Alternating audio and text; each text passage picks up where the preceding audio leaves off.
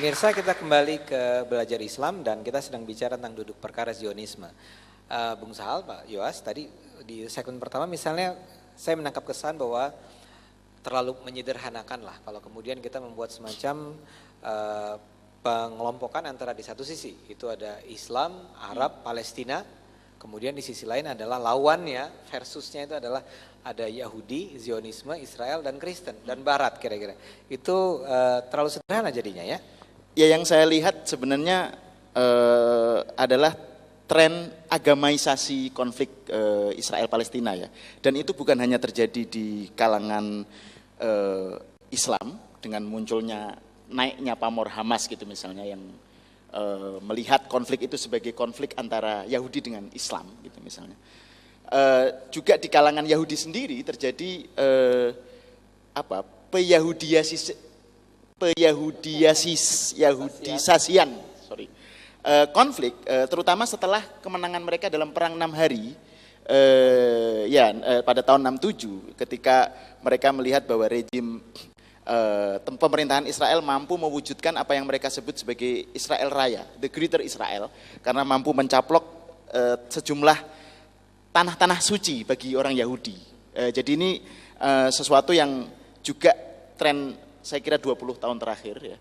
Dan juga di kalangan yang oleh Pak Joas tadi disebutkan sebagai di kalangan sementara kalangan fundamentalis Kristen di Amerika misalnya, mereka juga sangat pro Zionisme tapi tidak karena pro Yahudi, tapi karena pro kepentingan politik mereka, kepentingan teologi mereka sendiri gitu loh. Nah, problem dari agamaisasi konflik semacam ini adalah mengabaikan keragaman ya tentu saja yang terjadi di TKP, di tempat kejadian perkara maksud saya. Jangan lupa bahwa pejuang anti Israel yang sangat keras dan itu disepakati oleh baik lawan maupun kawan, diantaranya adalah Edward Said. Dan Edward Said itu seorang Kristen. Oh, dia seorang Kristen? Ya, dia seorang Kristen Ortodoks, kalau tidak salah, atau mungkin saya nggak tahu, tapi yang pasti dia Kristen. Kemudian PLO ketika pertama berdiri itu juga bukan hanya kalangan Islam, tapi juga kalangan Kristen. George Habas misalnya, itu juga Kristen. Dan Yasser Arafat itu menikah dengan seorang perempuan Kristen. Poin saya adalah bahwa di kalangan Palestina sendiri banyak sekali komunitas Kristen justru. Oh, betul, ya. Nah, pada hal yang sama juga terjadi di Yahudi. Penolakan terhadap bagaimana Zionisme itu diterapkan, itu juga muncul di kalangan pro-Zionisme itu sendiri gitu loh. Misalnya, Zionisme yang sekarang ini kita kenal kan Zionisme yang betul-betul mengandalkan might, ya, mengandalkan statist approach istilah mereka itu, pendekatan negara, jadi kekuasaan. Jadi karena negara Israel itu punya kekuatan yang besar, maka ada ungkapan kalau Anda punya hanya palu, maka segala sesuatu yang kelihatan, yang tampak hanya seperti sesuatu di luar kenyataan akan menjadi seperti paku yang siap untuk dipalu. Nah, ini menarik karena ini menyedihkan karena di kalangan Yahudi sendiri, bahkan di kalangan Zionis, saya tidak bicara tentang Yahudi yang anti Zionis ya, yang pro Zionis sebenarnya semenjak awal sudah banyak yang melihat problem dari pendekatan semacam ini. Ya, yang saya sebut tadi misalnya Hannah Arendt dan Einstein yang pernah ditawarin menjadi calon presiden Israel kedua, tetapi dia menolak.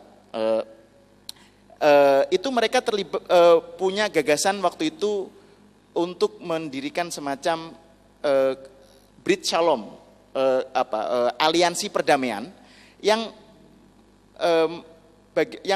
menekankan pentingnya melihat persoalan juga bukan hanya the Jewish question, tetapi juga the Arab question.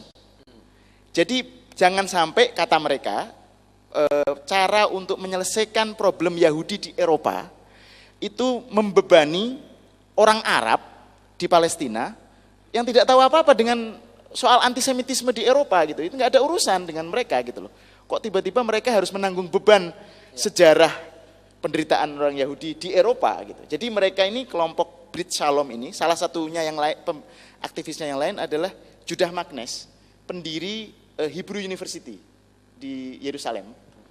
Itu mereka menekankan pentingnya melihat aspirasi orang Arab. Jadi jangan hanya pendekatan kekuasaan, tetapi pendekatan dialog. Oke. Ya, jadi Anda sudah menjelaskan betapa di kalangan Yahudi sendiri sebenarnya ada keragaman. Nah, saya tertarik dengan persepsi tentang umat Kristen mengenai Yahudi ya. Jadi persepsi orang tentang umat Kristen mengenai Yahudi. Menurut Anda kenapa ya kemudian terbangun sebuah kesan tertentu, walaupun Anda tadi sudah menjelaskan kira-kira alasan teologisnya, kok ada kesan sekarang kalau Anda adalah Kristen mestinya Anda adalah pro-Yahudi atau pro-Zionis atau pro-Israel. Mungkin Bapak bisa cerita soal ini. Ya, tentu jawabannya bisa ditemukan dari kenyataan bahwa setengah dari Alkitab orang Kristen adalah Perjanjian Lama yang berkisah tentang bangsa Israel. Ya, jadi titik krusial atau titik kritisnya adalah apakah kita bisa membuktikan bahwa Israel politis yang sekarang itu sama atau tidak sama dengan Israel zaman Alkitab. Nah, yang satu mengatakan, oh itu sama dan karena itu kita harus dukung karena mereka adalah umat pilihan Allah. Sedangkan yang lain mengatakan bahwa sama sekali berbeda. Ini Israel sekarang adalah Israel yang sungguh-sungguh politis dan tidak ada hubungannya dengan Israel pada zaman Alkitab. Nah, jadi keberagaman itu ditemukan di kalangan orang Kristen juga. Sayangnya memang kemudian seperti yang Mas Sal tadi katakan, stigmatisasi itu begitu mudah muncul. Pokoknya kalau Kristen itu pro Yahudi, sama seperti stigmatisasi terhadap Palestina. Kalau Palestina itu pasti Islam. Dan karena itu orang Kristen juga harus belajar bahwa Palestina sangat beragam.